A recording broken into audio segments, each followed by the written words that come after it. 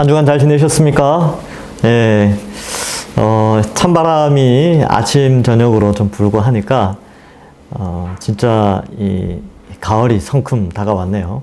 또 산을 보면 아직까지 단풍이 많이 안 든 것 같아가지고, 가을이 깊어지지 않은 것 같은데, 날씨는 또 많이 좀 싸늘합니다. 감기 조심하시기 바랍니다. 예, 우리 기도하고 시작하겠습니다. 하나님 감사합니다. 우리를 택하여 구원하여 주시고, 하나님의 은혜의 선물로 믿음을 더하여 주시니 감사합니다. 우리가 믿음에 대해서 배워나가는 가운데 있사오니 우리의 믿음을 점검해보고 우리가 정말 믿음 안에 단단히 서 있는가를 점검하며 또 더 알아가는 귀한 시간 되게 하여 주옵소서. 이 시간도 성령께서 우리를 깨닫게 하여 주실 줄 믿사오며 예수님의 이름으로 기도하옵나이다. 아멘. 예, 오늘은 40페이지 14과 모든 것을 버려두고 예수를 따르니라 이렇게 되어 있죠. 우리 앞서 13과에서 배웠던 믿음의 세 가지 요소, 특별히 지식, 그리고 동의, 신뢰 이렇게 되어 있는데 이 14과는 신뢰와 관련된 부분을 좀 더 보충하고 설득하고 설명하는 그런 과입니다. 그래서 오늘과 다음 주 이 두 주간을 통해서 이 14과를 함께 살펴보도록 하겠습니다. 여기 이제 본문에 들어가기 전에 잠깐 설명을 하고 갈까요? 예. 뭐 계속 복습하는 겁니다. 믿음이라고 했을 때 믿음의 3요소가 있죠. 지식, 동의, 신뢰. 그래서 이거를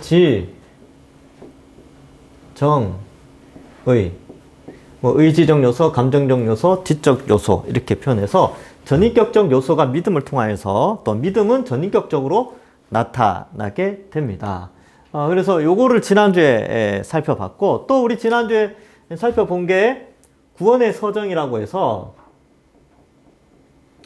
구원의 서정 9가지 해서 소, 중, 회, 신, 징, 수, 성, 영. 요거 한번 살펴본 거 기억나시죠? 소는 소명이에요. 하나님 부르심, 콜링이라고 그랬죠. 중은 중생, 거듭남, 다시 태어남. 예, 그래서 born again 이런 표현을 써요. 영어로. 그 다음에 회는 회심이에요. 회개하는 거. 그 다음에 신은 믿음, 신앙. 이제 믿음이라고 하죠. 예, 믿음.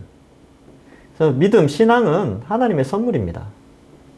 칭은, 그러니까 믿음으로 말미암아 의롭게 되어지죠. 칭의. 수는 수양, 양자로 받아들여짐. 성은 성화. 거룩하게 살아가는 거예요. 그 다음 성은 성도의 견인. 하나님 끝까지 지켜주신다는 거죠. 영은 영화. 자, 지금 이제 여러분 이 믿음을 이해하는데 제가 자꾸 이거를 이야기하는 것은 이 두 개가 톱니바퀴처럼 얽혀서 서로를 설득해 가고 있거든요. 그래서 믿음에 대한 이해를 할 때 있어서 요 개념을 가지고 좀 설명을 하면 좀 더 이해하기 쉽기 때문에 제가 이제 미리 써놓고 계속해서 이 부분을 다루고 있습니다. 자, 어쨌든 오늘은 이제 요 부분을 좀 자세히 설명을 하고 요 부분이 어디에 해당되느냐 하면 요 부분과 좀 연결돼요. 요 부분. 성화. 그래서 요거를 한번 살펴보도록 하겠습니다. 자, 모든 것을 버려두고 예수를 따르니라. 참된 믿음은 예수 그리스도를 따르는 신뢰와 순종으로 나타난다. 누가복음 5장 1절부터 11절은 한 사건을 기록하고 있습니다. 그래서 여러분 읽어 보시면 되는데 한번 볼까요? 예. 무리가 몰려와서 5장 1절. 무리가 몰려와서 하나님의 말씀을 들을세. 여기 하나님의 말씀을 들을세. 여기 줄을 치세요. 예수는 게네사렛 호숫가에 서서 호숫가에 배 두 척이 있는 것을 보시니 어부들은 배에서 나와 그물을 씻는지라. 이 어부들이 고기 하나도 못 잡아가지고 그물 이제 씻고 있는 거예요. 예수께서 한 배에 오르시니 그 배는 시몬의 배라. 육지에서 조금 떼기를 청하시고 앉으사 배에서 무리를 가르치시더니 무리를 가르치시더니 요거 줄치십시오. 그 다음에 4절에 말씀을 마치시고 요거 줄치시고요. 그래서 지금 1절에 말씀을 들을세, 3절에 가르치시니, 4절에 말씀을 마치시고. 자, 이렇게 이제 일단 말씀 사역이 나오죠. 그 다음에 4절에 보면 시몬에게 이르시되 깊은 데로 가서 그물을 내려 고기를 잡으라 이렇게 돼 있죠. 시몬이 대답하여 이르되 선생님 우리가 밤새도록 수고하였을 때 잡은 것이 없지만은 무엇에 의지해서요? 말씀에 의지하여 내가 그물을 내리리이다 하고. 베드로가 어떻게 이렇게 할 수 있었을까요? 젊은 사람인데, 배도 안 타본 사람 같은데, 어부도 아닌데. 근데 왜 평생 어부 생활을 했던 베드로가 이렇게 순종할 수 있었을까요? 앞에 나오는 말씀을 듣고 가르칠 때 들었겠죠? 말씀을 마칠 때도 그 귀를 기울이고 있었던 거예요. 그러니까 말씀 들어보니까 이분은 보통 분이 아니구나.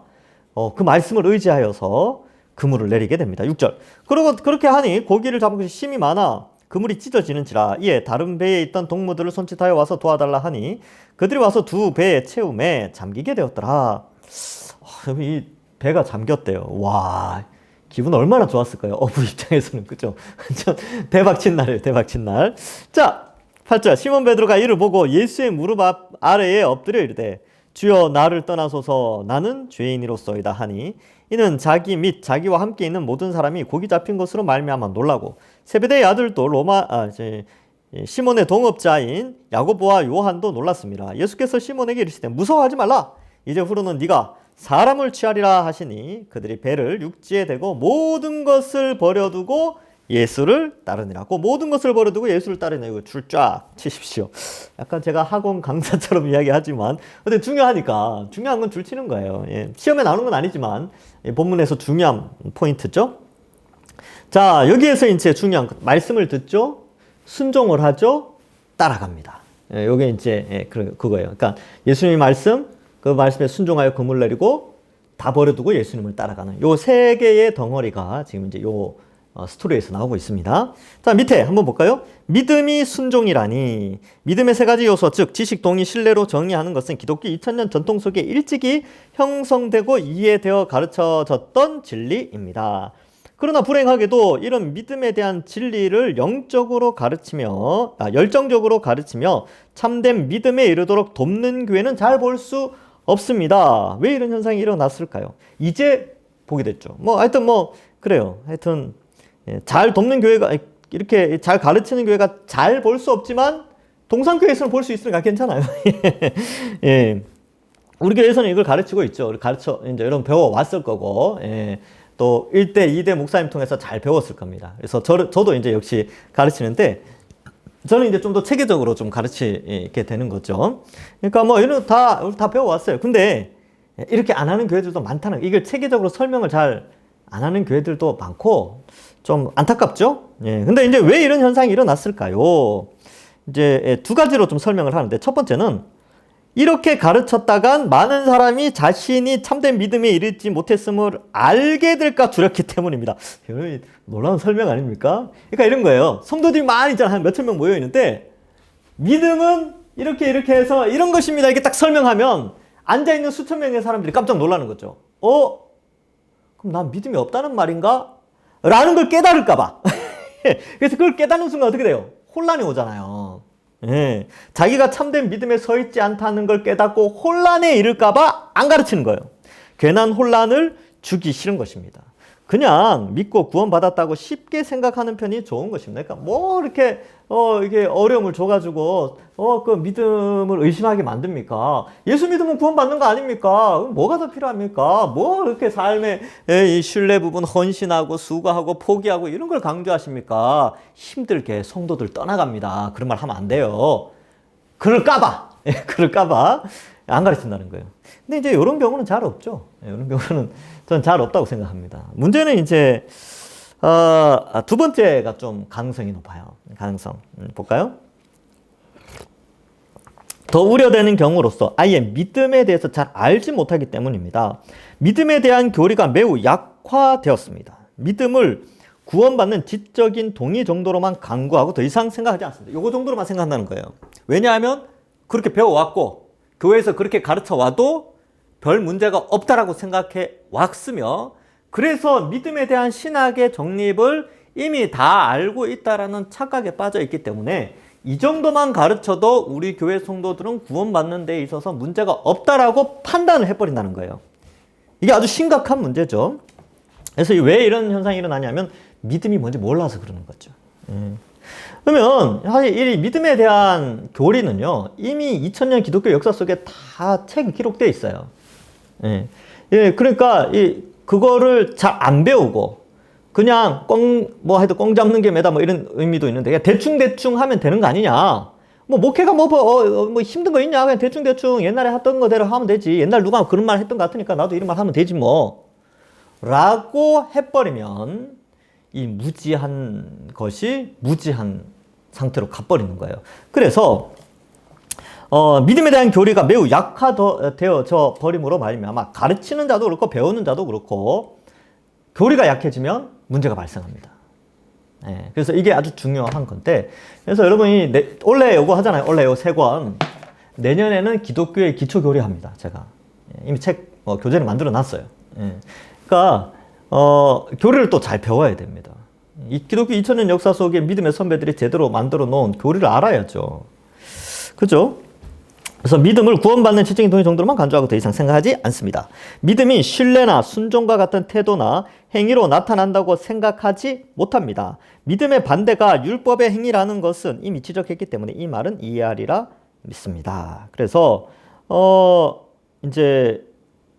그러나 이 율법의 행위에 대한 이해와 믿음에 대한 이해가 제대로 되어 있지 않기 때문에 거기서 파생되어진 잘못된 신학으로 말미암아 요 2개만을 강조하게 됩니다. 이걸 좀 무시하죠. 그래서 오늘은 이 파트를 강조하는, 이 파트가 왜 믿음 안에 들어가는 요소인지를 좀 살펴보고 제대로 공부하게 되는 것이지요. 그러나 우리 주 예수 그리스도께서 우리에게 나타나실 때, 즉 그분이 만날 때 어떤 일이 일어나는지를 다시 곰곰이 되돌아본다면 믿음을 신뢰나 순종이나 헌신으로 생각하는 것 외에 다른 정의는 상상도 할 수 없다는 것을 알게 될 것입니다. 여러분 성경을 꼼꼼히 살펴보면 참된 믿음이 뭔지 알게 되고요. 내가 지금 구원받고 받은 사람 맞는가를 점검할 수가 있어요. 그러니까 대부분의 사람들이 잘못된 교리나 잘못된 신학이나 잘못된 판단에 의해서 어떻게 살아가냐면 나는 구원받았다고 생각을 해요. 근데 그 구원받았다라고 하는 믿음의 내용을 딱 점검해보면 정말 구원받았는지를 살펴볼 수 있어요. 그러니까 이 믿음을 살펴본다는 것은 이게 죽고 사는 문제예요. 죽고 사는 문제. 지옥과 천국의 문제라니까요. 그러니까 이 부분을 잘 이해하지 못하면 여러분 평생 수고하고 지옥 가면 그럼 뭐 얼마나 의미가 없습니까? 얼마나 헛된 것입니까? 그러니까 잘 생각해야 되고요. 또 많은 사람들이 이 지식이 잘못되어 있으니까 너무 안일하게 생각해요. 그래서 누구 만나면 이제 신방 같은 거 가면 우리 남편, 우리 자식들 다 구원 받았어요. 교회 안 나오는데 옛날에 어떻게 그렇게 판단하세요? 옛날에 세례 받았어요. 지금 나와야죠. 구원 받았는데요. 하나님 알아서 하시겠죠. 그렇게 안일하게 생각할 문제가 아니라는 거예요. 왜냐하면 믿음이라는 게 구원받은 자의 증거거든요. 근데 이 믿음이라는 것은 필연적으로 이 부분으로 나타나는데 이 부분이 나타나지 않는데도 참된 믿음을 가졌다라고 착각하고 있기 때문에 이게 아주 심각한 겁니다. 그리고 이제 구원받지 못했습니다. 이 말 하면 어떻게 됩니까? 또 상처받죠. 상처받고 참된 믿음을 가르치지 않는 다른 교회로 옮겨갈 수도 있고 그럴 수 있겠죠. 근데 여러분 이 문제를 좀 생각해 보자는 거예요. 이 문제를. 정말 우리가 제대로 된 믿음에 대한 성경에서 말하는 믿음을 제대로 이해하고 내가 그 믿음의 그 바운더리 안에 정말 내가 들어가 있는가. 이걸 같이 점검해 보자는 거예요. 그래서 이걸 보면서 내가 이 믿음 안에 있다라는 확신이 있으면 어떻게 돼요? 이게 깨닫게 되면 구원의 확신이 더 확실해지죠. 믿음이 더 견고해지죠. 만약에 내가 이 성경에서 말하는 이 믿음의 바운더리 바깥에 있는 것 같다. 그럼 어떻게 됩니까? 긴장하게 되겠죠. 그래서 이 안으로 믿음의 성경에서 말하는 믿음 범주 안에 들어가기 위해서 어떻게 해야 돼요? 깨닫고 기도하고 겸손해지고 또 그렇게 이제 신앙을 위해서 그 성령이 그 마음속에 감동하시는 대로 움직이겠죠. 이게 아주 중요합니다. 그래서 이것은 직분과 상관없어요. 목사든 장로든 안수집사든 권사든 집사든 교사든 봉사자든 상관없어요. 직분이 중요한 게 아니라 진짜 믿음을 가지고 있는가. 이걸 제대로 이해하고 있는가. 예. 이게 아주 중요합니다. 그러니까 제가 이제 초반에 아주 좀 진하게 이야기했는데, 그러니까 이 14가의 내용이 굉장히 중요해요. 뒤에 이제 14가, 15가 계속 아주 중요한 것을 다루고 있어요. 예. 봅시다. 좀 무거워진 것 같은데, 결코 무겁지 않아요. 막상 딱 보면, 믿음 이런 거구나. 이게 금방 이해가 돼요. 자, 누가복음 5장 1절부터 11절. 시몬 베드로의 회심 장면이 나오죠. 그죠? 예, 그래서, 죄인 되면 고백하죠. 주여 나를 떠나소서 나는 죄인입니다. 그 다음에 어떻게 돼요? 회심하고 나서, 모든 것을 버려두고 예수를 따르죠. 두 가지예요, 두 가지. 자, 믿음으로 의롭다 하심을 얻는 자들에 대한 예시적 설명이다. 그러니까 베드로의 믿음, 베드로가 어떻게 예수님을 믿고 어떠한 행동을 하는 것을 통하여서 믿음이 뭔가를 보여준다는 거예요. 자, 밑에 한번 봅시다. 2번, 시몬 베드로의 회심의 주요 장면. 한번 볼까요? 예, 1, 2, 3으로 되어 있는데. 첫 번째, 하나님 말씀과 가르침의 강조. 1, 3, 4. 제가 아까 밑줄 치라 그랬죠? 그거예요. 예수 그리스도를 믿음으로 의롭게 되는 하나님 나라의 복음. 믿음은 하나님의 말씀을 들으면서 온다. 갈라디아 쳐놓고 로마서 10장 17절 써놓으세요. 로마서 10장 17절에 뭐가 나와요? 믿음은 들으면서 나며 들음은 그리스도의 말씀으로 말미암느니라. 그러니까 베드로가 배에서 그물을 이제 자기 배에 이제 밤새 고기를 잡으러 나갔는데 못 잡고 나와서 이제 그물 정리하잖아요. 그물 씻잖아요. 그러면서 그물 씻으면서 어때요? 배에 오르신 예수님 말씀 듣고 있겠죠? 근데 들으면서 뭐가 생겨요? 믿음이 생기는 거예요. 믿음이. 저분은 특이한 분이네. 저분은 위대한 선지자인가? 아니면 우리가 기다리는 메시아인가? 그래서 말씀을 자꾸 듣는단 말이죠. 말씀이 끝나고 나서 베드로에게 찾아와가지고, 야, 깊은 곳에 가서 그물 던져라. 그러니까 어때요? 믿음이 있으니까 경험으로 보면 그 말 들을 수 없죠. 왜냐하면 자기는 어부고 예수님은 목수인데, 목수죠. 예수님 목수가 어부 보고 깊은 곳에 가서 그물 던지면 고기 잡을 거야. 이렇게 이야기하는데 어느 어부가 듣겠습니까? 근데 어때요? 말씀을 들었죠. 말씀을 들으니까 어때요? 예수님을 메시아로, 그리스도로, 또 선지자로, 하여튼 그러한 믿음이 조금 생겨난 거죠. 그래서 뭐라 그래요? 말씀에 의지하여. 5절 뒷부분에 나오잖아요. 말씀에 의지하여. 경험에 의지한 게 아니에요. 말씀에 의지하여 던지죠. 그래서 말씀의 가르침. 그러니까 믿음은 들어야 돼요. 가르침을 잘 받아야 됩니다. 자, 그래서 2번. 베드로는 놀라운 이적을 통해 예수님이 하나님이심을 목도하게 됩니다. 평생 어부로 살아온 자가 전직 목수 출신에게 지시받는 상황. 예. 그죠? 순종의 원천, 말씀에 의지하여. 그래서 액션을 취한 거죠. 베드로가 예, 맞아요. 예, 하고도 그물을 안 던졌으면 그건 참된 믿음이 없는 거죠. 근데 그가 그물 다 씻었다니까요. 지금 잘 생각해봐요. 어부가 밤새도록 고생해가지고 그물 던지고 와서 정리를 해야 돼. 그물 다 정리하고 말씀드리면서 그물 다 정리했는데 정리해놓고 이제 집에 퇴근해야 되는데 뭐라 그래요? 다시 가서 던져라. 여러분 이거는 보통 믿음 가지고는 안 되는 거예요. 예. 그러니까 그물 다 정리하고 깨끗하게 이제 하는데 또 던지라고 그러니까 그거를 그 확률을 한번 생각해 봅시다. 자신이 던지는 확률과 예수님이 던지라고 했을 때의 확률. 사실 확률로 보면 불가능하죠. 근데 믿음이 그를 움직였어요. 그래서 예수님의 말씀을 듣죠. 감정적으로 저분은 하나님이신가? 약간의 믿음이 생기는 거예요. 그래서 어때요? 말씀을 하니까 그래 좋아. 신뢰하죠. 내가 던졌겠지. 이렇게 해서 어떻게 해요? 그물을 던지죠. 그러니까 어떻게 됩니까? 그물을 딱 던지니까 고기를 많이 잡죠. 잡힌 고기가 심이 많아 그물은 찢어지며 2배 채워서 배가 가라앉을 상황. 여러분 이 일반인의 상황이 아니에요. 그 상황을 이해한 어부 시몬 베드로는 다른 어부들의 논란과 충격이에요. 이게 무슨 말이냐면 여러분 예수님이 베드로에게 깊은 데로 가서 그물을 던져라 라고 할 때 많은 사람들이 들었을까요? 못 들었죠. 어부와 그 주변 사람만 좀 들었겠죠. 그죠?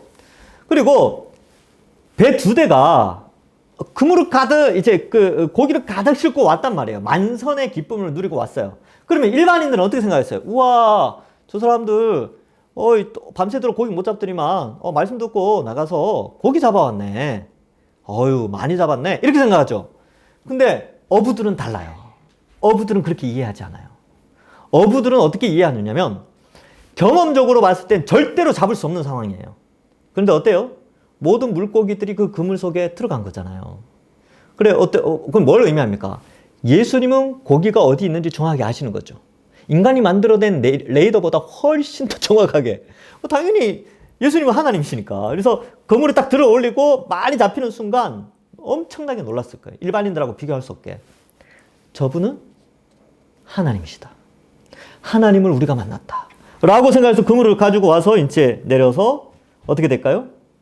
엎드리죠. 시몬 베드로가 이제 어때요? 그 밑에 한번 볼까요? 시몬 베드로의 태도. 시몬 베드로가 이를 보고 놀라고 무서워하지 말라 그랬는데 결국 무서워했다는 것이죠. 그리고 8절에 보면 예수의 무릎 아래에 엎드려. 뭐라고 그럽니까? 주여 나를 떠나소서 나는 죄인이로소이다. 요 반응은 인간이 신적 존재를 만났을 때 일어나는 반응이에요. 이사야가 하늘 재단을 봤죠. 하늘의 성전을 봤어요. 그리고 이사야가 뭐라 그래요? 오호라 나여 망하게 되었도다. 이게 하나님의 영광을 본 사람은 그렇게 표현하는 거예요. 엎드려질 수밖에 없죠. 사도 요한이 예수님과 3년을 동행했다니까요. 근데 부활하신 예수님이 밤모섬에 나타나니까 어떻게 돼요? 마치 죽은 자와 같이 엎드러지잖아요. 신적 영광 앞에서. 그러니까 지금 베드로의 상황이 그거죠. 예수님 말씀을 듣고 나서 지금 그물을 잡고 나서는 그 예수님을 하나님으로 인정하는 겁니다. 그리고 엎드리죠. 그리고 고백하죠. 나를 떠나서서 나는 죄인이로소이다. 그 밑에, 그 위에 이제 뭐 좋군요, 믿을만해요. 이 정도면 받아들일만 인정할게요. 원하는 게 뭡니까? 이건 뭐냐면 믿음이라는 게 단순히 어떠한 상황을 보고 내가 선택하는, 내가 이렇게 판단해볼까? 내가 이 정도면 괜찮겠네. 이런 개념이 아니라 나의 의지와 상관없이 엄청난 두려움과 엄청난 힘에 의한, 그러니까 영적인 하나님의 파워, 그 힘에 의해 눌려져서 굴복할 수밖에 없는, 받아들이지 않고는 견딜 수 없는 그 엄청난 위험 앞에 꼬꾸라지는 거예요. 그게 믿음의 시작입니다. 여러분, 우리가 예수님 믿을 때 어떻게 믿었습니까? 우리가 복음 듣고 처음 한 행동이 뭡니까? 주여, 나는 죄인입니다. 엎드려서 통회하고 막 엉엉 울지 않았습니까? 보통 그래요. 보통 예수님이 어떤 분인가를 알고 진짜 예수님 믿게 되면요, 두려워 벌벌 떨게 된다니까. 왜요? 하나님을 거부해왔던 내 인생의 죄된 삶이 극한 지옥의 삶으로 떨어진다는 걸 깨닫고 거기에서 스스로 천국에 갈 수 있는 능력이 없다는 걸 깨닫기 때문에 그렇죠. 그리고 말씀을 통해 임하신 신적 존재의 능력 앞에 인간은 꼬꾸러질 수밖에 없습니다. 베드로가 그런 반응을 나타낸 거죠. 그래서 어떻게 해요? 그들이 배들을 육지에 대고 모든 것을 버려두고 예수를 따르니라. 그래서 예수님을 따라가게 되는 것이죠. 그러니까 이 베드로의 이 회심을 통하여서는 우리가 알 수 있는 것이요, 이 믿음이라는 것이 이 단순히 그냥 좋네, 그런 이야기지, 그래 나도 동의해, 이 정도 개념이 아니라 말씀을 듣고 심령이 그것을 정말 믿는다면 삶으로 나타나지 않고는 견딜 수가 없게 돼요. 그게 참된 믿음을 가진 자의 삶의 모습이라는 것이죠. 자, 그래서 이 뒤에 걸 한번 살펴봅시다. 시몬 베드로의 회심에서 알 수 있는 믿음의 주요 요소들. 이 부분이 아주 중요해요. 그래서 3번을 뭐 별표를 하든지 동그라미 치든지 뭐 그렇게 하세요. 자, 첫 번째. 하나님의 말씀에 대한 예수 그리스도의 가르침, 즉 복음의 선포가 전제돼야 됩니다. 믿음은 복음의 선포가 전제돼야 돼요. 즉 믿음은 들음에서 납니다. 들음은 그리스도의 말씀, 곧 복음을 통해서 믿음이 생기는 거예요. 그러니까 교회는 끊임없이 복음이 존재해야 됩니다. 끊임없이. 그러니까 매주일 설교마다 복음적인 내용들이 나타나야 되는 것이죠. 이게 제 책임이 크죠. 그러니까 언제 불신자가 올지 모르잖아요. 그러니까 불신자가 언제 우리 교회에 와도 복음을 들을 수 있도록, 또 예수님이 누구이신지 알 수 있도록 설명을 해줘야 되죠. 왜냐하면 믿음이라는 것이 복음을 통하여서, 예수 그리스도의 십자가 사역을 통하여서 믿음이라는 게 생기거든요. 그 위험 앞에 그 말씀에 반응을 하게 되는 것이거든요. 그래서 말씀 선포가 중요하다. 그러니까 제가 자꾸 말씀 강조하고 말씀이 중심이어야 된다, 말씀이 풍족해야 된다라는 이유가 거기에 있는 거예요. 믿음은 교회의 성도들의 특징이 뭐예요? 믿음을 가진 자들의 모임이 있잖아요. 그러니까 믿음이 제대로 생기려면 말씀이 있어야 된다니까요. 두 번째, 예수 그리스도가 어떤 분인지를 보고 알고 깨달아 그 앞에 엎드리죠. 여러분, 우리는 어떻게 봅니까? 어떻게 알고 어떻게 깨달아요? 펼쳐진 성경을 통하여서 예수님을 보고 예수님을 알고 예수님을 깨닫는 거죠. 하나님은 어떤 분인지 알게 되는 것이죠. 그러니까 성경을 통하여서 성경을 보고 그 앞에 엎드리게 되어 있습니다. 여러분 그런 경험 있지 않습니까? 성경을 통독하다가 말씀을 통해 깨달음이 있으니까 어때요? 다 성경 펼쳐둔 상태에서 막 눈물 흘리고 엎드려서 기도해보고 막 그런 적 없습니까? 뭐 있었으면 좋겠어요. 그리고 주일날 설교를 듣고 뭐 언제 했든 뭐 주일이든 언제든지 설교 말씀 들으면서 마음에 통회함 뭐 그런 거 있지 않습니까? 그죠? 그럼 깨달음. 그런 것들을 좀 의미하죠. 그 앞에 엎드리는 거죠. 그렇지. 야, 내가 대단한 존재가 아니구나. 하나님의 은혜로 살아가는구나. 와. 그러니까 이 엎드린다는 것은 자신의 죄된 삶을 고백하는 회심의 모양도 있지만 또한 나 같은 죄인 구원해 주신 하나님 은혜의 감사와 찬양의 형태로 또한 엎드릴 수도 있어요. 우리는 이미 이제 처음 예수를 믿은 그 상태가 아니라 믿고 여러 해 동안 신앙생활을 해왔지 않습니까? 그러니까 우리는 복음을 들을 때에 믿음이 자라면서 또 하나님 앞에 엎드리며 하나님을 찬양하는 것이죠. 세 번째, 모든 것을 버리고 예수 그리스도를 따르는 것은 다른 것을 생각할 여지가 없는 당연한 귀결이다. 그래서 이 모든 것을 버리는 게 뭡니까? 모든 게 뭐예요? 베드로는 뭘 버렸습니까? 금을 버렸죠. 배 버렸다니까요. 그때부터 예수님 따라가기 시작했어요. 그러니까 이 모습을 통해서 우리에게 보여주는 것은 우리도 뭐 직장 포기해라, 뭐 집안 포기해라 이런 개념이 아니죠. 내가 전부라고 생각했던 것들, 하나님 없이도 내가 살 수 있다. 그러나 내 삶에 있어 내가 전부라고 생각했던 그런 것들을 버리고 예수님만이 우선순위에 두는 그런 삶의 형태로 바꿔야 된다는 거죠. 그러면 그런 가치관이 변화가 일어나면 행동도 변하게 된다니까요. 이전에는 어땠어요? 자기중심적으로 살았죠. 내가 잘 먹고 내 가족이 잘 되고 내가 출세하고 뭐 그렇게 하기 위해서 그러한 중심적으로 삶의 행태가 사라져 왔는데 이제는 어때요? 하나님을 높이고 하나님을 따라가고 하나님 뜻에 순종하는 그러한 삶의 방향으로 바뀌게 되는 건데 이게 모든 것을 버리고 주를 따라가는 삶입니다. 옛날에는 고난당하고 환난당하고 수고하고 헌신하고 남 돕고 이런 거 안 원했죠. 왜요? 그렇게 하면 손해보는데 뭐. 그런데 예수님을 따라가니까 어떻게 됩니까? 이 믿음의 복음을 듣고 믿음이 생겨서 지식과 동의한 다음에 믿음대로 살려고 하니까 어떻게 돼요? 손해보죠. 손해본다니까요. 시간의 손해도 보고요. 물질적 손해도 보고 이 에너지 손해도 봐요. 행복, 자기가 추구하는 어떤 웰빙의 삶, 자기가 좋아하는 취미 삶, 취미 이런 거 있잖아요. 이런 것들도 다 포기하고 헌신해야 되는 경우가 있다니까요. 그러니까 모든 자기중심적으로 살아가던 모든 삶의 행태가 그걸 버려두고 예수 그리스도를 우선적으로 따라가는 삶으로 변화되는 것이 믿음의 시작이죠. 그게 믿음의 요소입니다.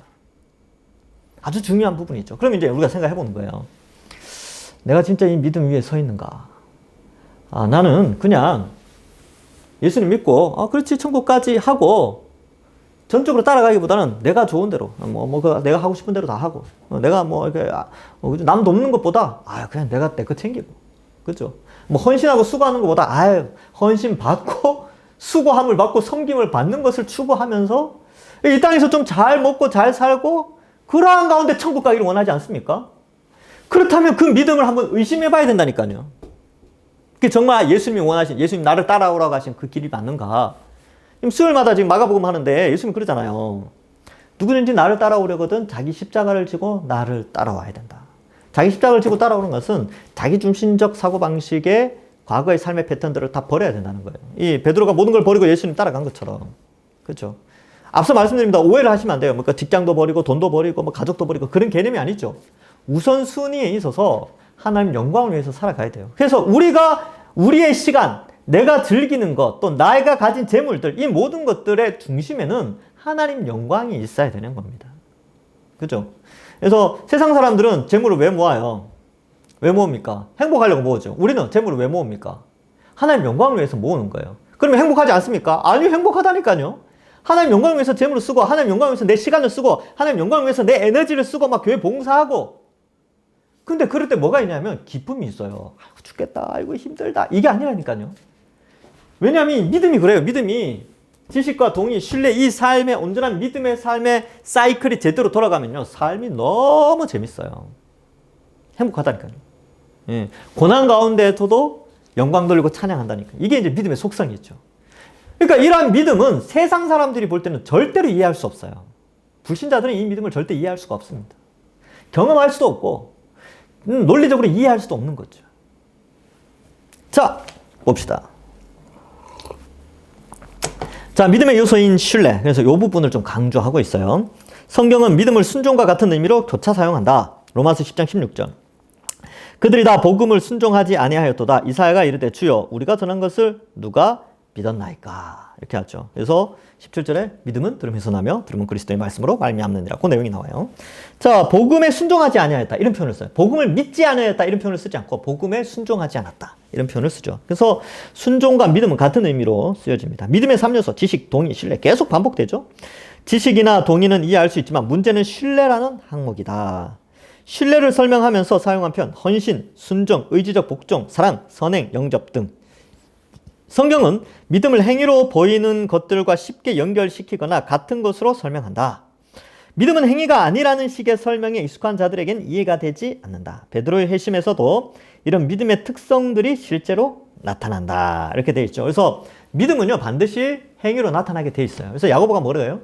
행위가 없는 믿음은 죽은 믿음이다. 그러니까 신뢰가 없는 믿음, 이 신뢰, 즉 의지적 요소, 믿음의 지식과 동의에 합당한 삶이 나타나지 않는 믿음은 죽은 믿음이라는 거예요. 야고보가 그렇게 말하죠. 그러면 이제 문제 제기를 한단 말이죠. 우리가 이제 고민하는 문제 그 밑에 나와요. 문제 제기. 자, 밑에 볼까요? 그렇다면 의롭다 하심을 얻는 믿음 플러스 행위로 말미암은 것인가? 믿음을 순종이나 신뢰로 설명한다면 구원은 우리의 행위로 말미암아 얻어지는 것으로 오해될 수 있지 않습니까? 이렇게 생각한다는 거예요. 그러니까 행위가 있어야 믿음은 행위로 나타나니까, 즉 구원은 행위로 받는 거 아닙니까? 이렇게 설명을 한다는 것이죠. 근데 여기서 밑에 봅시다. 율법적 행위가 아니라 오직 믿음으로 의롭게 됨이란 진리에 위배되는 거 아닌가? 그 밑에 설명 볼까요? 우리의 죄 많은 삶에, 여러분 지금 설명하는 거 읽기만 하세요. 읽는데 무슨 말인지 잘 모르실 거예요. 자, 설명을 해드릴게요. 기다려보세요. 우리의 죄 많은 삶에도 구원의 소망을 가질 수 있는 것은 이신칭이 진리 때문이며 바로 이 측면 때문에 복음이라고 하는데, 이런 믿음의 정의를 어떻게 이해해야 합니까? 예, 몇몇 신앙의 선배들의 말은 더 혼란을 가중시킬 수 있습니다. 스펄전은 뭐 이런 말을 했대요. 구원 얻는 유일한 믿음은 바로 예수 그리스도께 순종하는 실제적인 믿음이다. 순종하지 않는 믿음은 죽은 믿음이요, 이름뿐인 믿음이다. 그것은 믿음의 겉모야 믿음의 껍데기이지 믿음의 알맹이가 아니다. 뭐 이런 표현을 쓰죠. 자, 제가 이제 지금 설명을 해드릴게요. 여러분, 구원은 믿음으로 말미암죠. 그죠? 구원은 믿음으로 말미암아요. 그림으로 설명하는 게 좀 더 낫겠네요. 자, 구원 어떻게 받아요? 구원. 지옥에서 천국 가는 거. 그죠? 영생을 누리는 거. 나중에 그리스도의 재림때 몸의 부활로 영원히 행복하게 사는 그 구원. 이 구원은요, 믿음으로 말미암아요. 믿음. 근데 믿음은 하나님의 선물이죠. 에베소서 2장 8절. 이건 선물이에요, 선물. 근데 이거는 우리가 이 선물이라는 것은요, 어떤 행위의 결과물로 주어지는 게 아니라 은혜로 주어지는 것이다. 이렇게 돼 있어요. 은혜. 여러분, 보통 우리는 생일이라서 선물 받고, 착한 일에서 선물 받고, 뭐라서 선물 받죠. 그런데 구원의 선물인 믿음은요, 은혜로 받는 거예요. 즉, 아무런 생일도 아니고, 착한 일 한 것도 아니고, 뭐 잘난 것도 아니고, 뭐도 아니고, 그냥 하나님이 은혜. 자격 없음에도 불구하고 거저주시는 선물. 그게 은혜죠. 그 은혜의 선물로 믿음이라는 것을 주시는 거예요. 이 세 가지를. 그죠? 그래서, 이 선물을 받고 나서는 어떻게 됩니까? 이 선물이 진짜인지 아닌지를 점검할 수 있어야 되겠죠. 그래서, 이 믿음이라는 선물이 진짜라면, 이 믿음은 어떤 선물이냐면 명품 선물이죠. 엄청난 가치의 명품 선물이잖아요. 그죠? 믿음. 그러면, 가짜 믿음, 진짜 믿음은 뭐냐면, 진짜 선물은요, 이 선물 안에 선물이 명품이라면, 요 세 가지의 요소가 같이 포함되어 있어야 돼요. 쉬운 예로 설명해 볼게요. 여러분, 루이비통 아시죠? 루이비통. 구찌. 예. 백화점 명품관에 가니까 그 브랜드가 있더라고요. 이제, 흔히들 잘 사지는 못하죠. 왜냐면 비싸니까. 비싸단 말이에요. 근데 선물을 딱 받았는데, 선물이라고 생각하고 받았어요. 그래서 보니까 모양에 루이비통 마크가 있는 거야. 어휴, 좋죠. 그 다음에 어때요?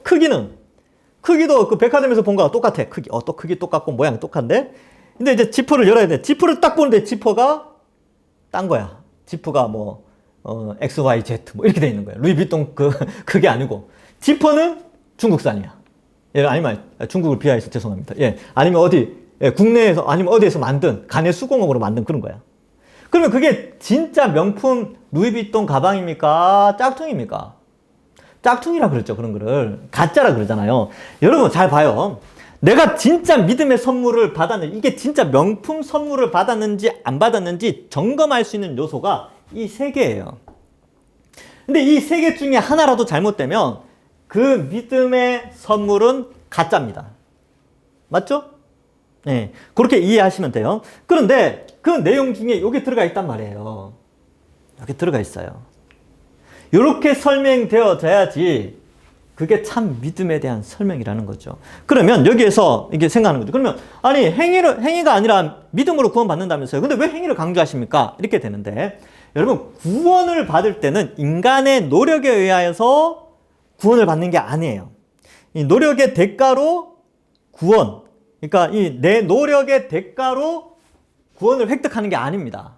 그죠? 만약에 나의 노력, 이 행위가 구원 앞에 있다면, 순서상 이 나의 노력이 구원 앞에 있다면 그것은 율법주의예요. 네, 율법주의.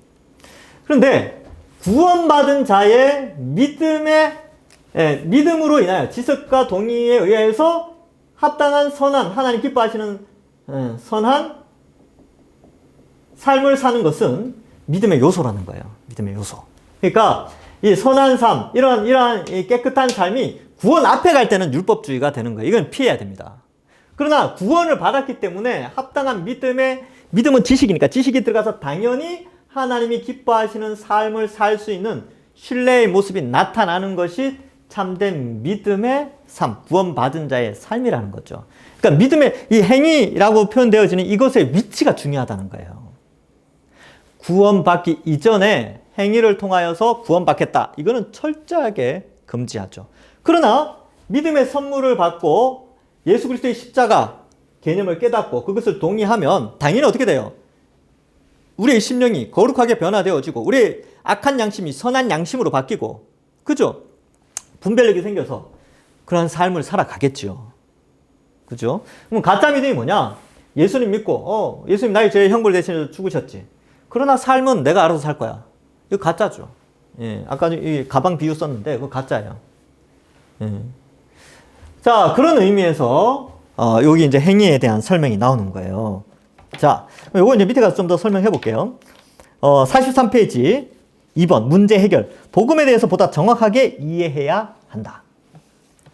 신뢰로서의 믿음은 율법의 행위가 아니다. 이 율법의 행위라는 것은 구원을 받기 위한 착한 행동이에요. 그래서 믿음은 구원받기 위한 착한 행동이 아니다. 문제는 행위가 아니라 율법의 행위라는 표현을 썼기 때문에 중요해요. 왜 율법의 행위냐라고 표현을 썼냐면 율법의 행위라는 용어를 바울이 썼을 때 2000년 전 사람들이 이해하는 개념이 뭐냐면 이거 행위로 율법의 착한 일을 많이 해서 천국 가는 거. 이런 개념이 있었거든요. 그래서 이 문제는 행위가 아니라 율법의 행위라는 표현을 썼던 거에 좀 집중을 해라. 그러니까 오해하지 말라는 뜻이죠. 로마서 3장 27절, 28절에도 그 28절을 볼까요? 그러므로 사람이 의롭다 하시면 얻는 것은 율법의 행위에 있지 않고 믿음으로 되는 줄 우리가 인정하노라. 자, 보세요. 자, 믿음이죠. 믿음. 칭의. 믿음으로 말미암아 의롭게 되어져. 이게 신앙으로 이렇게 되는 거죠. 일신칭의 이런 표현을 써요. 그리고 일신칭의함을 받은 자가 어떻게 돼요? 성화의 삶을 살기 시작하죠. 그죠? 근데 이 성화가 여기 앞에 온다든지 요 앞으로 아니면 여기 앞으로 요렇게 갈 때는 율법주의가 되는 겁니다. 그래서 율법주의, 유대인들은 이 성화, 거룩하게 살아가는 삶을 여기다 뒀어요. 거룩하게 살아야 하나님께 부름을 받고 중생함을 얻는다. 이게 율법주의입니다. 그러니까 뭐예요? 인간의 노력으로 구원을 획득하는 거. 또 이걸 강성율법주의라고 그러는데 연성율법주의는 뭐예요? 인간의 노력으로 축복받는 거. 뭐 돈 많이 벌고 건강해지는 거. 뭐 이런 거예요. 예. 그게 다 율법주의. 그러니까 여러분 그렇게 생각하시면 안 돼요. 이게 저 잘 사는 사람 보면서 와, 저 사람은 과거에 얼마나 하나님 앞에 잘 보였으면 저렇게 잘 살까. 그 사고가 율법주의 사고예요. 안 그래요? 예. 그런 의식, 그런 율법주의적 가치관을 가지고 있으면 가난한 사람들 볼 때 뭐라 그랬어요? 아이고, 저 옛날에 하나님한테 얼마나 잘못 보였으면 저렇게 가난하게 살까? 이렇게 생각한다니까요. 또 건강하고 아픈 것도 마찬가지예요. 그래서 과거에 내가 착하게 잘 살았으니까 지금 이렇게 건강을 주셨나 보다 이렇게 생각하는 사람들은 아픈 사람들 보면서 에이 얼마나 하나님 앞에 죄를 지었으면 저렇게 아플까 이런 생각 한다니까. 이게 다 율법주의예요. 이건 이단 사상입니다. 아시겠죠? 그래서 여러분 제가 가끔가다 아프잖아요. 뭐 콧물 흘리고 비염, 이제 비염이 있는데 그러면 이제 그렇게 생각하시면 안 돼요. 아유 목사님 과거에 얼마나 많은 죄를 지었으면 하나님 저런 비염을 주셨을까 이렇게 생각하는 게 율법주의입니다. 율법주의. 건강관리 잘 못해가지고 비염 걸린 거예요. 어릴 때 뭐 제가 뭐 알겠습니까? 어릴 때 또 우리 어릴 때 환경이 그랬어요. 뭐 제가 자랄 때 환경은 뭐 습도 조절, 온도 조절 이런 거 없었어요. 그냥 건조하면 건조한 대로, 습하면 습한 대로, 예, 뜨뜻하면 뜨뜻한 대로, 추우면 추운 대로 그렇게 살았다니까요. 그러니까 이 기관지 쪽에 안 좋죠, 당연히. 예, 그런데 그걸 과거에 하나님 앞에 잘못 보여서 비염 걸렸다. 이렇게 하면 안 된다는 거예요. 그러니까 여러분 교회 안에서 사람은 인생을 살아가면서 누구나 아플 수 있잖아요. 근데 그 원인을 인간의 행위에서 찾으면 안 된다니까요. 그거는 그냥 율법주의예요, 율법주의. 그러니까 인간의 행위, 그러니까 하나님 앞에 잘못 보인 인간의 행위로 보면 안 된다는 거죠. 지금 그 문제를 다루고 있어요. 그래서 갈라디아서 2장 16절에도 사람이 의롭게 되는 것은 율법의 행위로 말미암음이 아니요라고 돼 있죠.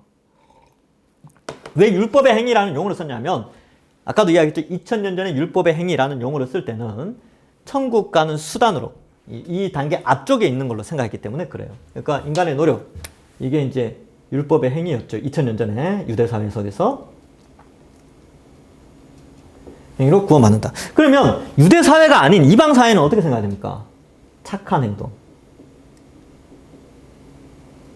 지금은 이제 이게 지배하죠. 여러분 이 영화나 드라마나 이런 거 보면 누가 구원받아요? 누가 천국 가요? 착한 행동한 사람이 천국 가죠. 이것도 다 율법주의예요. 예. 우리는 착한 행동하는 사람 없어요. 율법의 행위에 맞게 다 실행하는 유대인들 있습니까? 없죠. 이게 로마서 1장 18절에서 3장 20절에 이 내용 가지고 이거 두 개 설명하고 있는 거예요. 유대인들, 아유, 다 죄인이야. 이방인들, 아유, 다 죄인이야. 그걸 이제 논리적으로 설명하는 게 이 내용입니다. 자, 그래서, 하나님 앞에서 의롭다 인정할 수 있는 요건은 몇 가지 선행이 아니다. 하나님의 거룩함을 반영한 하나님의 법을 완전히 준수하여 하나님 앞에 흠없는 자로 설 때 의롭다 하심을 받을 수는 있겠지만 없다는 거죠. 그런 사람이 없어요. 그래서 율법은 왜 주셨다고요? 율법은 죄를 깨달으라고 주신 거지 율법 다 지켜서 의인이 되라고 준 게 아니에요. 그럴 수도 없고 하나님 그렇게 뭐라 그럴까요? 무자비한 그런 분이 아닙니다. 율법 딱 던져주면서 야 이거 다 안 지키면 다 지옥 가 이런 개념이 아니라니까요. 율법을 딱 던져주면서 야 너희가 얼마나 큰 죄인인지 좀 알아봐라. 그런 개념이에요. 예, 율법을 주신 게. 자, 갈라디아서 3장 10절 거기 있죠. 박스 위에 물은 율법 행위에 속한 자들은 저주 아래에 있나니 기록된 바 누구든지 율법책에 기록된 대로 모든 일을 항상 행하지 않은 자는 저주 아래에 있으리라 하였습니다. 뭐 이렇게 돼 있죠. 그러니까 이런 방식으로 요것으로 구원을 얻으려고 하는 자는 다 저주 아래에 있는 거예요. 불가능하다는 거예요. 그러면 어떻게 구원을 받느냐? 믿음으로. 근데 믿음은 뭐예요? 은혜의 선물로. 그러니까 믿음이라는 게 사실 내가 믿은 것 같은데 그 이전에 이미 하나님이 은혜로 선물을 주신 거죠. 그래서 소명 뭡니까? 택하심이죠. 택하고 부르심, 콜링이죠. 이 소명은요 내 의지와 상관이 없어요. 중생 마찬가지죠.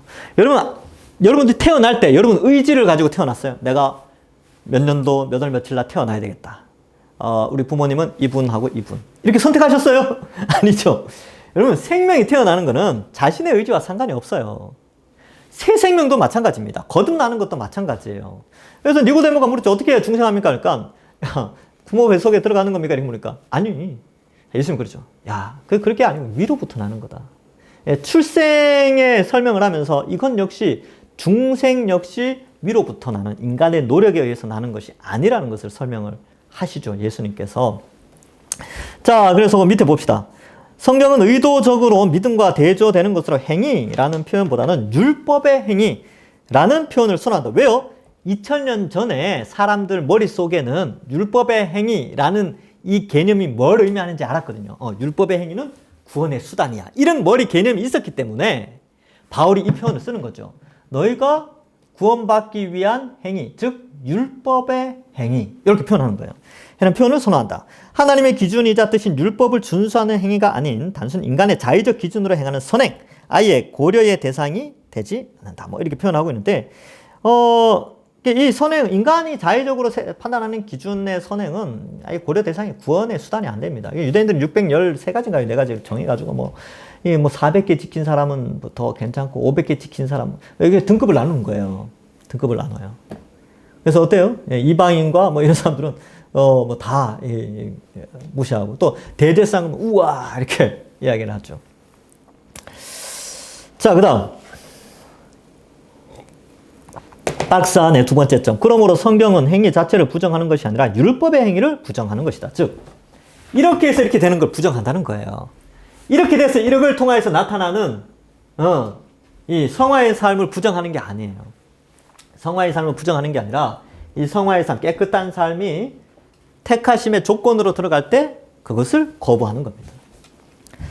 3번, 세 번째 점. 에베소서에 나오는 행위는 에베소서에 뭐가 나오냐면 우리의 믿음은 하나님의 선물이다. 그래서 우리의 행위에서 난 것이 아니니까 자랑할 수 없다. 그러니까 우리의 행위에서 난 것이 아니다 라고 할 때 그 행위예요. 에베소서에 나오는 행위는 믿음과 반대되는 것으로 행위가 아니다. 여기서 관심의 대상은 믿음이 누구에서 나온 것인가에 대한 문제다. 믿음은 하나의 행위라는 요소가 있기 때문에 사람들은 그 믿는 행위가 자신에게서 비롯된 행위라고 생각하는 경향이 있다. 그래서 에베소서에 나오는 행위는 믿는 행위를 설명하는 것 같아요. 그죠? 믿는 것. 성경은 의롭다 하심을 얻은 그 믿음조차도 너희에게 난 것이 아니라고 선언한다. 그 믿음은 너희에게서 난 것이 아니요. 즉 행위에서 난 것이 아니다. 그 밑에 나오죠. 그죠? 자, 그래서 요 표현이 좀 어려워요. 이 책의 저자가 요것을 써놨는데 여러분 읽어보면 좀 어렵게 써놨어요. 어렵게 써놨어요. 볼래요? 그러므로 여기서 행위라는 개념은 믿음이 행위 그 자체가 아님을 부정하기 위해 사용된 것이 아니다. 이해되십니까? 예. 아마 이제 국문학적으로 좀 머리가 회전이 잘 되는 사람은 이해하기 쉬울 텐데 일반 사람들이 이게 뭐야 하고 넘어간다니까요. 그러니까 이렇게 생각하시면 돼요. 어렵게 생각하지 말고 율법의 행위, 뭐 어떤 행위 이게 구원의 조건이 될 때는 거부하게 되고 하나님의 은혜를 구원받은 믿음 안에서 선한 인간의 본래 창조의 목적을 회복하여 살아가는 삶은 우리가 믿음의 한 요소로 인정해야 된다. 그렇게 이해하시면 되는 거예요. 아시겠죠? 네. 그래서 이것과 연결되어 있어요. 이것과 이 신뢰는 성화의 삶과 연결되어져 있습니다. 신뢰로서의 믿음은 자 44페이지 신뢰로서의 믿음 즉 신뢰로서의 믿음입니다. 믿음은 그 자체가 의롭다 하심을 인정받을 수 있는 공로로 제시되지 않는다. 그러니까 이게 칭의의 조건이 안 된다는 거예요. 칭의의 조건은 믿음인데 요것만 있는 게 아니라 요거가 함께 움직이면서 이것은 어때요? 추워지는 개념이에요. 인간의 노력 개념이 들어가지 않는 거죠. 그러니까 하여튼 그런 거예요. 예, 봅시다. 믿음은 행위의 측면이 있지만 성경은 한 번도 그 믿음을 공로로 인정하여 의의 선물을 받는다고 하지 않는다. 이게 무슨 말이냐? 여러분 성화의 삶을 살잖아요. 성화. 내가 이제 예수님 믿고 착한 일을 하잖아요. 선한 일을 살죠. 뭐 교회 봉사도 하고 또 뭐도 하고 하죠. 근데 이게 우리의 공로가 아니라는 거예요. 그럼 그건 뭡니까? 어떻게 설명할 겁니까? 라고 했을 때 성령이 우리 속에서 그렇게 우리의 양심을 바꿔주고 우리에게 거룩한 열망을 허락하셔서 살아가게 하시는 거예요. 이해되셨죠? 그러니까 우리는 내가 뭔가를 자꾸 하는 것 같잖아요. 내가 이제 예수님 믿고 복음의 메시지를 듣고 마음으로 동의한 다음에 열심히 봉사하며 살아가는데 이걸 공로로 내세울 수 없다는 거예요. 이렇게 살아가는 신뢰의 삶, 성화의 삶 역시 하나님의 은혜입니다. 은혜예요. 왜 은혜입니까? 성령이 우리 속에서 말씀을 통하여 이렇게 살아가도록 우리를 지도하시기 때문에 인도하시고 길을 이끌어 가시기 때문에 그래서 공로가 될 수가 없어요. 은혜가 되죠. 은혜가. 그러니까 신앙은 자랑할 수 없다니까요. 여러분 교회에서 뭐 봉사 많이 하죠. 어떤 직분을 받았죠. 아주 중직을 맡았어요. 근데 우리 동산교회 말이야 뭐 어떤 직분 가졌어. 자랑할 수 없다니까. 전 어디 가서 나 동산교회 담임 목사. 뭐 힘 딱 줘. 담임 목사. 할 수 없어요. 왜요? 이것은 내 공로가 아닌다니까요. 이거는 하나님의 은혜예요. 은혜로 그 자리에 있게 하신 거기 때문에 인간은 결코 자랑할 수가 없어요. 내 공로에서 난 게 아니고 이것도 공로가 될 수 없다니까요. 그러니까 여러분 지금 열심히 지금 성경 공부하고 계시잖아요. 이거 같이 공부하고 계시죠. 역시 나는 대단해. 내가 이 복음 강좌를 듣고 있는 대단한 사람이야. 라고 공로로 생각하시면 안 돼요. 은혜로 생각하시죠. 야, 내가 뭔데 이 지금 공부하고 있는가. 와, 너무 감사하다.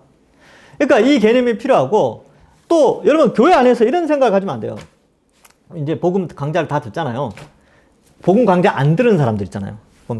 아유, 그래도 내가 저 사람들보다 낫네. 이렇게 판단하시면 안 된다는 거예요. 이게 공로가 아니라니까요, 공로가. 나를 높이기 위한 어떤 대가를 말하는 그런 공로가 아니에요. 그건 은혜죠. 은혜라니까요. 야, 이 많은 사람들 중에 내가 이 복음 강의를 들을 수 있게 해주신 거 감사하다. 은혜다. 그 은혜라고 생각하면 어떻게 됩니까? 주변 사람들이 이야기하겠죠. 같이 좀 공부했으면 좋겠다. 너무 감동된다. 너무 도움이 된다. 진짜 그 신앙이 뭔지 제대로 좀 알게 된다. 이렇게 하겠죠. 나중에 이게 몇 년 후에 또 합니다. 걱정하지 마세요. 제 계획으로는 일단 뭐 7년에 한 번 정도는 하려고 해요. 6년이나 7년, 8년에 한 번. 합니다. 근데 모르겠어요. 제가 마음이 바뀌어가지고 4년에 한 번씩, 뭐 5년에 한 번씩 할 수도 있어요. 어쨌든. 다음에 할 때 이거 꼭 들어보라고. 그리고 이제 영상을 인터넷에 올려놓지 않습니까? 근데 꼭 들어보라고. 그렇게 할 수도 있겠죠. 그래서 여기 나오는 게 그런 거예요. 공로로 되지 않는다는 거죠. 44페이지 위에서 셋째 줄. 믿음은 행위의 측면이 있지만, 그죠? 믿음의 행위의 측면이 있죠? 이게 다 행위의 측면이잖아요. 이게 행위의 측면이 있지만, 성경은 한 번도 그 믿음을, 그 행위가 나타나는 그 믿음을 공로로 인정하여 의의 선물을 받는다고 하지 않는다는 거예요. 우리의 공로로 여기지 않습니다. 하나님의 그 은혜죠. 그렇게 살아가는 게. 신자가 의롭다 함을 얻을 수 있는 것은 오직 예수 그리스도의 의를 전가받을 때만 가능하다. 그러므로 믿음은 예수 그리스도의 의를 은혜로 선물로 받는 통로이다. 이 말이 좀 어려운데, 믿음은 예수 그리스도의 의를 은혜로 선물 받는 통로다. 그러니까 예수님만이 유일한 의인이신데 그 의가 우리에게 의의 자격증을 우리에게 주시는 것은 예수 그리스도의 십자가에 대한 지식과 동의와 그의 전적인 신뢰, 그런 삶을 살고자 하는 그런 삶의 원동력, 이러한 것들이 종합적으로 이루어져서 우리가 그 의를 전달받게 되는 겁니다. 그러니까 왜 자꾸 예수님의 의가 우리에게 전달되냐 이걸 강조하냐면 내 공로로 되어진 게 하나도 없다는 것을 강조하기 때문에 그렇습니다. 그냥 공짜로 받는 거예요, 공짜로. 내세울 수 없죠. 자, 그 다음에 여러분, 이제 요거 이제 제가 비유로 또 아까 뭐 몇 가지 설명했는데 요 비유를 하나 또 쓸게요. 그러면 여기 생명이 태어나는 거잖아요. 생명이 태어나면 생명 현상이라는 게 있어요. 아이들이 태어나면 하는 게 뭡니까? 엄마 젖 먹죠. 똥 싸죠. 오줌 싸죠. 또 자죠. 울죠. 얘가 또 막 웃어요. 또 중요한 거 숨 쉬잖아요. 숨 쉬고. 이게 뭐냐면 생명이 살아있다라는 생명 현상입니다. 생명 현상. 그죠? 그런데 이 생명 현상, 태어났기 때문에 생명 현상으로 나타나는데 그게 이거예요, 이거죠. 내가 새 생명을 가졌기 때문에 성화가 일어나고 신뢰의 삶을 살아가는 겁니다. 그것은 뭐를 의미하느냐? 이미 그 속에 믿음으로 말미암아 구원에 이르렀기 때문에 그 구원받은 새 생명을 가진 자로서의 생명 현상으로 선한 삶을 살기 시작하는 거예요. 아시겠죠? 그러니까 새 생명을 얻기 위해서 착한 삶, 착한 행위를 해서 나는 다시 태어나지 이런 개념이 아니라는 거예요. 아시겠죠? 애기들이 뭐 태어나기 전에 뭔 착한 일을 해서 태어나겠어요. 그럴 수 없죠. 새 생명으로 태어났으니까 선한 삶을 사는 거지 율법의 행위로 새 생명을 태어난다? 그건 성경적이지도 않고 하나님의 은혜를 무시하는 거고 인간의 자랑거리를 만들어내는 것입니다. 그래서 조심해야 된다.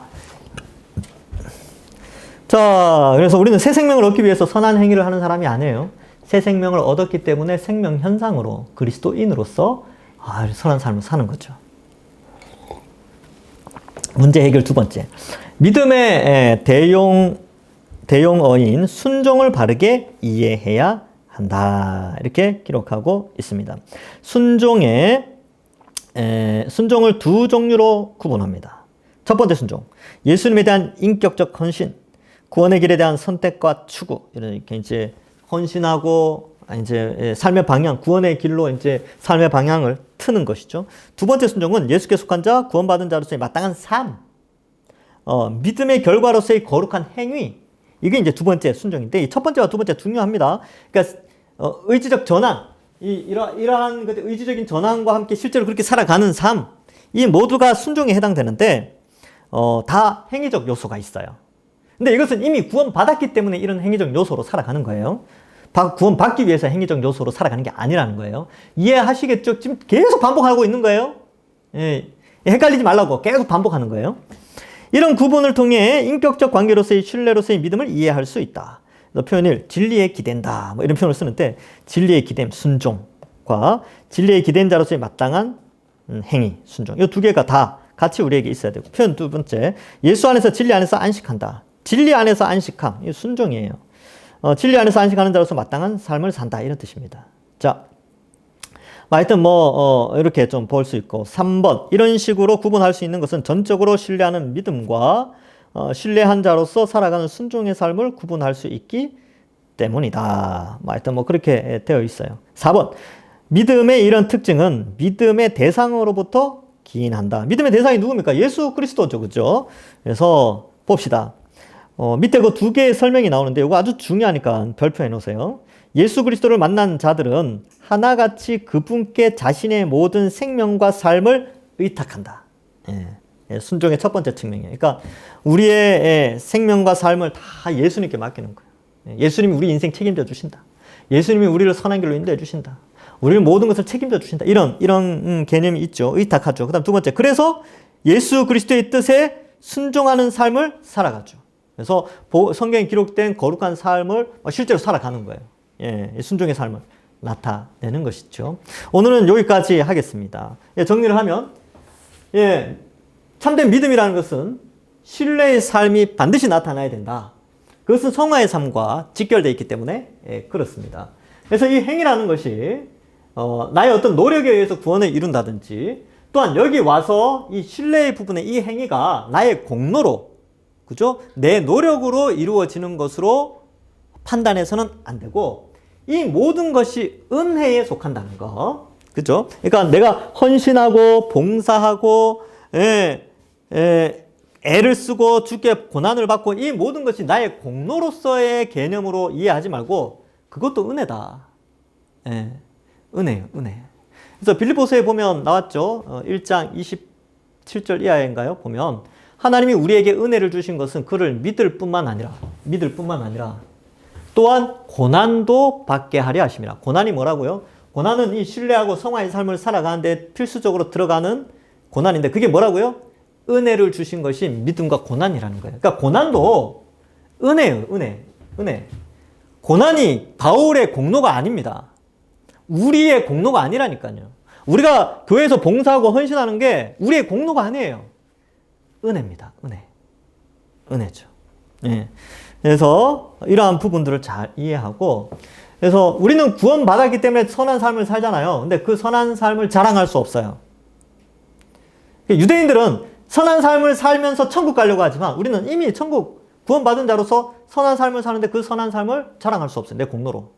그것도 또한 선한 삶을 살아가는 그 헌신과 수고와 이것도 다 하나님의 은혜입니다. 자랑할 수 없죠. 그래서 직분을 자랑할 수 없고 경륜을 자랑할 수가 없어요. 다 하나님의 은혜입니다. 그래서 이 믿음을 제대로 좀 잘 이해할 필요가 있습니다. 자, 이제 요 내용들을 좀 잘 이해하시고, 우리의 믿음을 한번 돌아보는 것이죠. 우리가 살아온 신앙생활을 한번 점검해 보셔야 하는 것입니다. 그래서 더 잘 이해하고, 다음 주에 그 뒷부분을 해서 좀 더 이 믿음에 대해서 알아보도록 하겠습니다. 기도하고 마치겠습니다. 하나님 감사합니다.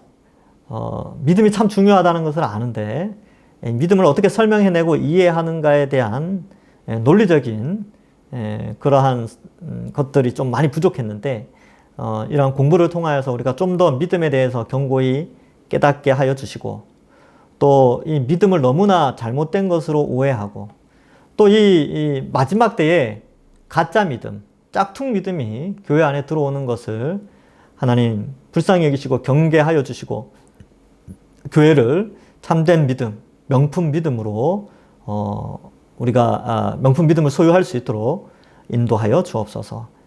하나님의 은혜만을 구하오니 우리 동산교회가 참된 믿음, 명품 믿음을 가질 수 있도록 지켜주시고 인도해 주실 줄 믿사오며 예수님의 이름으로 기도하옵나이다. 아멘. 감사합니다. 다음 주에 뵙겠습니다.